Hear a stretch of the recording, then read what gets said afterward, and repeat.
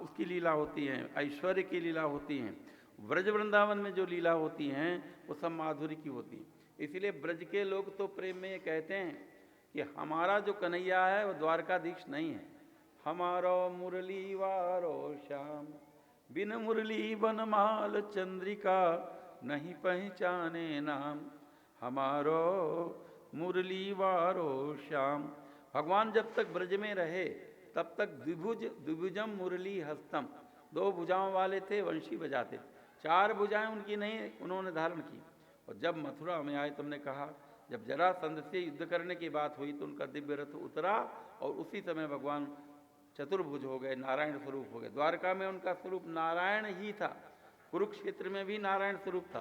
तभी तो गीता में आया, विराट स्वरूप दिखाने के बाद में अर्जुन कहते हैं कि भगवान आपके विराट स्वरूप को देख करके मैं तो बहुत डर गया हूँ, इसलिए तेनैव रूपेण चतुर्भुजेन सहस्रबाहो भव विश्वमूर्ते।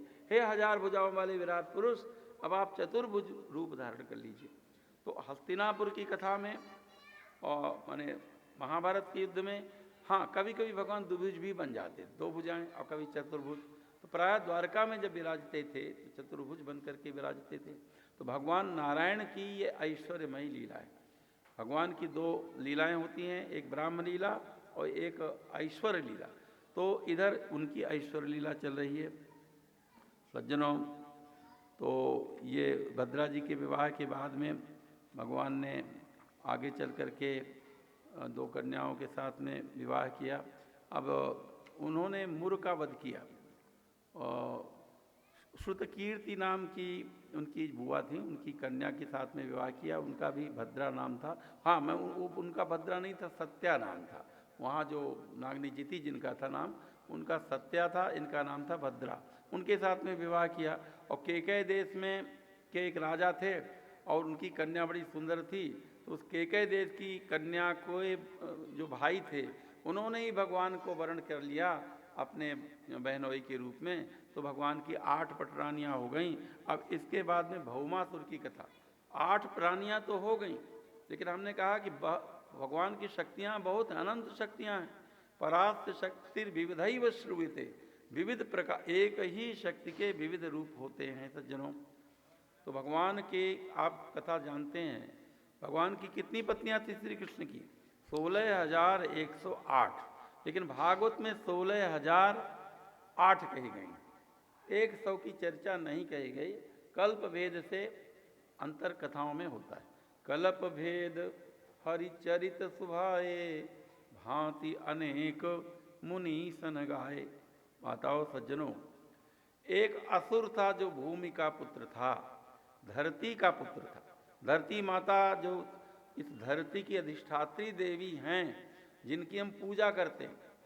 हम लोग क्या समझते हैं कि धरती माने मिट्टी, ये सिलिका, ये कंकड़ पत्थर, यही धरती है।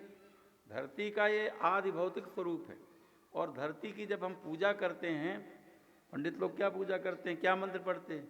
ओ पृथ्वीत्वया धृता लोका, देवी तुम विष्णुना धृता, त्वंच धारे मान देवी, पवित्रं कुरुचासनम। आसन शुद्धि में पृथ्वी का पूजन। अब पृथ्वी का पूजन किया जाता है पंचांग पूजन में।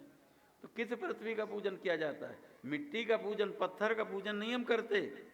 उस पृथ्वी के स्वरूप की जो अधिष्ठात्री देवी है, जो पृथ्वी भगवान के अवतार के लिए गाय का रूप धारण करके ब्रह्मा जी के पास गई थी, उस पृथ्वी देवी का हम पूजन करते हैं। तो सज्जनों, हम चर्चा कर रहे थे कि पृथ्वी देवी का जब बराह अवतार हुआ, तो बराह अवतार उस समय हिरण्याक्ष पृथ्वी देवी को हरण करके ले जा रहा था।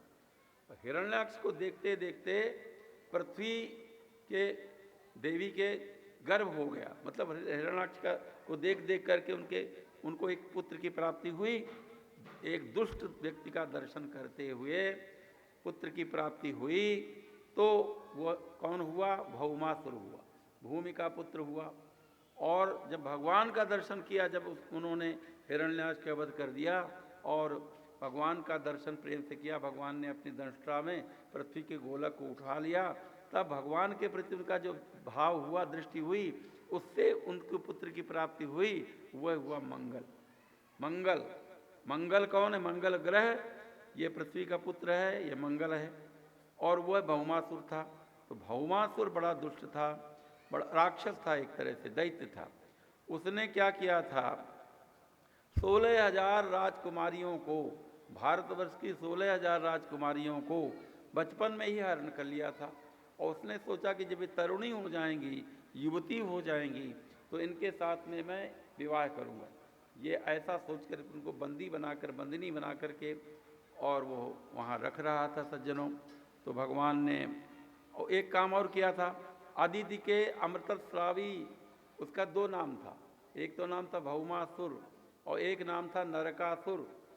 जो दिवाली के पहले जो चतुर्दशी होती है, नरक चतुर्दशी, उस दिन उसका वध हुआ था, ऐसा कहा जाता है। तो नरकासुर या भौमासुर आदिति देवी, देव माता आदिति के कुंडलों का हरण कर ले गया था, वरुण का छत्र ले गया था। इस तरह से बड़ा ही आतंकवादी व्यक्ति था वो। और वो जो है प्राग ज्योतिषपुर में, असम में रहता था। देखिए अब क्या होता है, जब इंद्र देवता ने ये उनसे कहा कि भगवान भौमासुर ने हमारी माता के कुंडल हरण कर लिए, ये कर लिया, तो भगवान सत्यभामा जी को लेकर के, सत्यभामा उन्हीं भूमि देवी की अवतरण भूता है, तो सत्यभामा को गरुड़ में बैठा करके और भगवान जाते हैं प्राग ज्योतिषपुर में। वहाँ जा कर के तो वहाँ उसका जो एक सेनानी था, उसका नाम था मुर। वो जो है मुर जो था त्रिशिरा था, उसके 3 सिर थे और वो जो है बड़ा बड़ा मायावी था। बड़ा उसने दुर्ग पाषाण का घेरा और शस्त्रों का घेरा, जल का घेरा, ऐसे घेरे बना रखे थे। भौमासुर के तक कोई पहुंच ही नहीं पाता था, मुर ही पहले उससे युद्ध करता था। तो भगवान सबसे पहले जाते हैं गरुड़ में और मुर की सारी माया काट करके, मुर की सारी माया काट करके और मुर का वध करते हैं। उसी दिन से भगवान का नाम मुरारी हुआ। भगवान का क्या नाम एक है, मुरारी। मुर का आरी माने मुर को मारने वाले भगवान को बोले मुरारी भगवान की जय। सच्चिदानंद भगवान की जय। सज्जनों, भगवान ने फिर भौमासुर का वध किया।